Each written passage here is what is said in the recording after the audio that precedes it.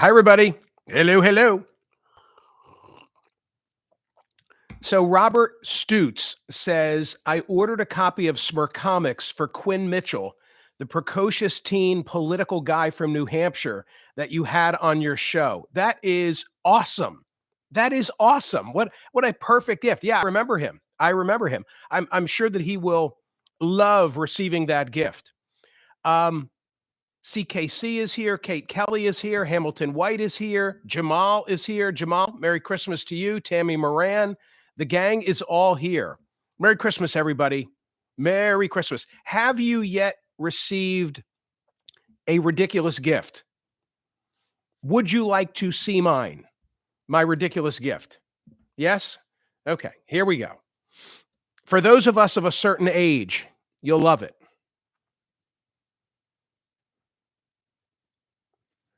Ready? I'm going to have to explain to my kids what this is.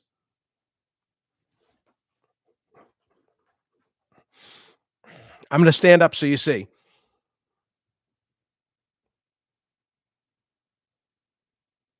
What do you think? Does that bring back memories? Huh? How many of us remember having to do this when that tape unspooled all over the floor? I will probably never wear it beyond today, but I am wearing it today. So nice to see. You love that? Okay, a little love for that. Yeah. Okay. Random cat, you like it. Jay, you like it? Yeah. Some of you say you still play them. I don't know. I gave up on my cassettes. I think I gave them to veteran criminal defense attorney William J. Brennan, because he's such a hoarder or a collector. Choose your poison. Anyway, it's on. It's on. It is on. What did I wanted to say? I wanted to say 'twas the night before Christmas and all through the house. Or I wanted to say ho ho ho Ozempic. Ozempic.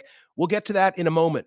By the way, maybe I shouldn't ridicule big pharma today because you might hear a huskiness in my voice, but I feel much better. I feel much, much better. I had it's funny. I guess I should be glass half full about this. I had this like sudden onset of a head and throat cold right after my CNN program on Saturday, and it took me 48 hours to be rid of it. But now I feel good. Do you still need a last minute gift? How about the gift of giving headline entertainment this holiday season? You can still purchase a gift card for a concert or a comedy show, whatever your fancy, at the Excite Center at Parks Casino, dining at the Liberty Bell Beer Garden, the Parks Grill Steakhouse, and more.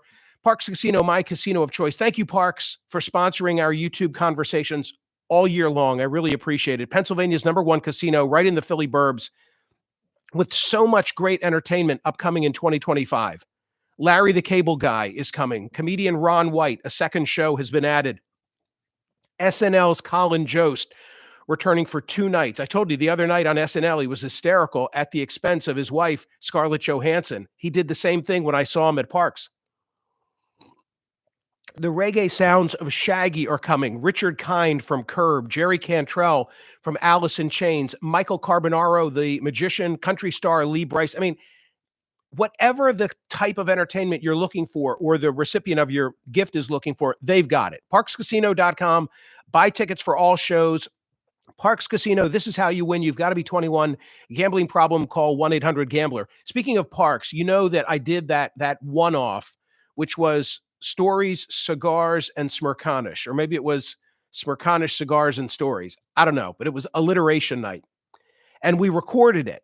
And I've already released here on my YouTube channel 2 of the stories that I told, and there are several more to come. So during the course of this break, I'm going to ask the boys at Creative Outfit to release a few more. I think you'll find it really of interest. Got to be 21. Gambling problem, call 1-800-GAMBLER for all things Parks related. Yesterday's poll result, 27,937. Should the U.S. government have the authority to ban social media platforms like TikTok due to national security concerns? 87.37% said yes. I was in the no category, at least on the TikTok example, along with 12.63% others. I never shared with you yesterday when I summed this case up. The Court of Appeals for the District of Columbia, the DC Circuit, they upheld the ban. They upheld the ban. And in their summary, I just thought, I mean, I don't want to treat us all like Luddites, but I just thought that they had a good summation of the very basics of how TikTok functions. They said this: TikTok is a social media platform that lets users create, upload, and watch short video clips overlaid with text, voiceovers, and music. For each individual viewer, the platform creates a continuous sequence of videos based upon that user's behavior and several other factors, with the aim of keeping that user engaged. The TikTok platform has approximately 170 million monthly users in the United States and more than 1 billion users worldwide. What a TikTok user sees on the platform is determined by a recommendation engine, company content moderation, and decisions and video promotion and filtering decisions. The recommendation engine is an algorithm that displays videos based on content metadata and user behavior. It identifies a pool of candidate videos for a user, then scores and ranks those videos using machine learning models designed to determine which videos should be most appealing to the user. The source code for the engine was originally developed by ByteDance, a company based in China that is the ultimate parent of TikTok. I don't know. I just thought that was like a nice summation of what it's all about that the court provided. So in this case, the government, bipartisan Congress, signature of President Biden, said that TikTok is a threat to national security. Why? Because they collect great quantities of data about Americans. I don't know how that in and of itself poses a security threat. And two, the intent of this was to limit the ability to manipulate content covertly on the platform. Like we can't allow them potentially to manipulate content, to which Erwin Chemerinsky, the Berkeley Law School dean, said under that rationale, the United States could ban a foreign newspaper or a book publisher in another country from being available in this country because it is seen as undermining democracy. Indeed, this justification would allow the federal government to prohibit any book published in China by its government because it could be deemed an effort to exert their influence. I found that compelling. So I don't think that the government should ban TikTok based on these facts. Your thoughts? Today, for the second day in a row, and to sort of wind up until Christmas, because I don't think there'll be a poll question tomorrow, another First Amendment related issue. Love this one.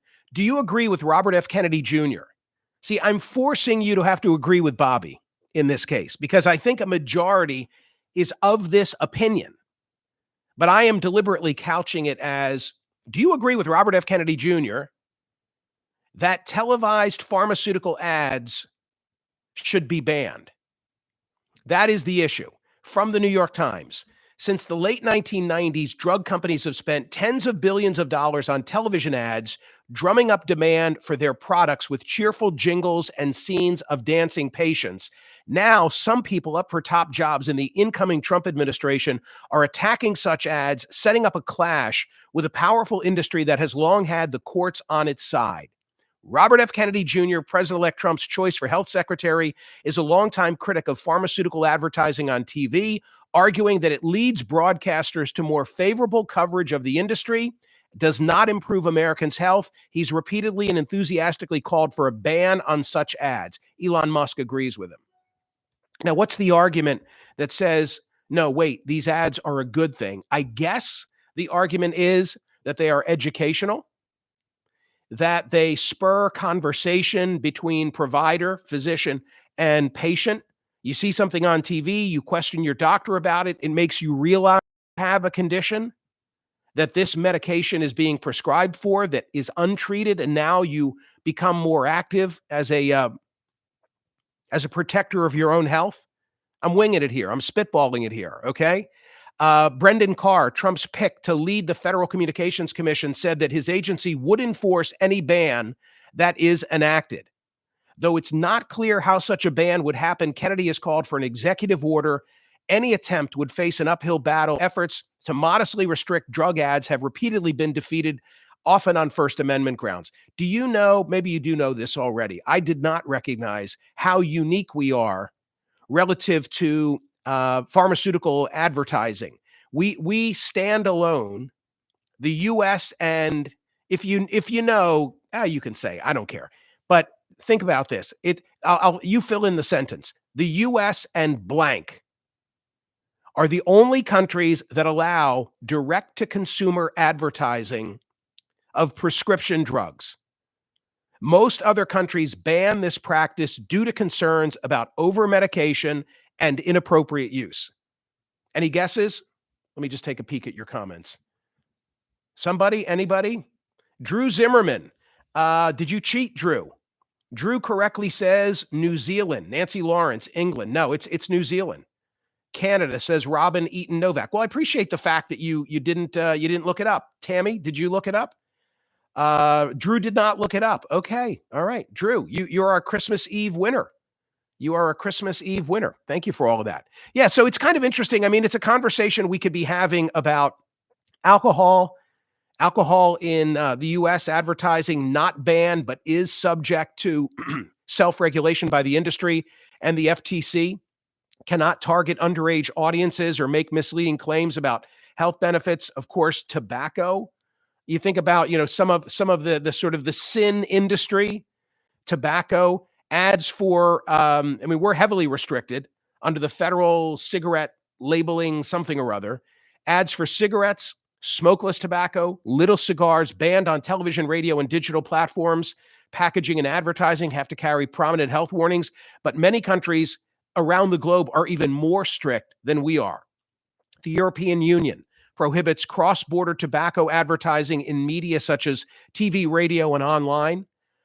So alcohol, pharmaceuticals, tobacco, we have a false and deceptive advertising standard that's enforced by the FTC. Claims have got to be substantiated. That's why they've got those long disclaimers. I know, because I have to read them on radio. And as I'm reading them, I'm saying to myself, nobody could keep up with all the information that I'm offering. And on and on and on. So the argument, again, against a ban, I get the argument for a ban. All this advertising has just fueled too much prescription medication. People are too dependent on meds and not sufficiently doing what's necessary to protect their health. It's kind of like the Ozempic versus control your diet argument that we had recently. First Amendment grounds are an argument against a ban. Education, as I mentioned, an argument against a ban, that there's an educational factor in the advertising, that the ads build awareness, they inform discussions with your providers, and that they lead to treatment that you otherwise might not receive. So that is your Christmas Eve poll question at Smerconish.com. Do you agree with Bobby that we need a ban on televised pharmaceutical ads? I think it's a real winner. It's going to be a very interesting first 100 days. So make sure you're voting on Smerconish.com. Nancy, that's why I go to the doctors, to get an informed opinion. Yes. Kerry, RFK Jr. is a kook, but he is right. Yeah, in this case, maybe he is. Hello, Fabrizio. Merry Christmas to you. We need a ban on seed oils. Yeah. Yeah, and some throw gambling into the mix as well. I get it. Gambling, tobacco, booze, all of this stuff. I'm with RFK, says David Kesson. Ban those ads. I told you on radio that I watched his announcement, all 2 hours long of it, saw when he came to Philadelphia to announce he was going to run as an I, not as a D. And although the vaccination stuff is not to be underestimated and it's problematic, I hosted him, do you remember, for a town hall here in Norristown? But there were a lot of populist aspects of his appeal that I thought would resonate with the public. Eating healthier, being healthier, endless wars, taking back control against big pharma and against big food. So this is just sort of a natural that it would come to this. Yeah, I'm looking at all your comments. You got some really great questions. Bobby is a fascinating blend of passionate intelligence and batshit crazy. Were you saying that about me or about him, Jamal? Oh, about him. Okay. Thank you for that. Hey, gang, I appreciate you. I really do. I hope whatever you're celebrating, that you have a wonderful, I guess Hanukkah begins sundown tomorrow, right? Sundown tomorrow. Interesting. Hanukkah is very late this year, but Merry Christmas, Happy Hanukkah, Kwanzaa, whatever you're celebrating. I just want it to be a safe and enjoyable holiday for everybody. I appreciate so much that you listen to the radio program or watch CNN or both, subscribe to the newsletter and watch me here on YouTube because I really do enjoy these conversations. One last thing that I want to say.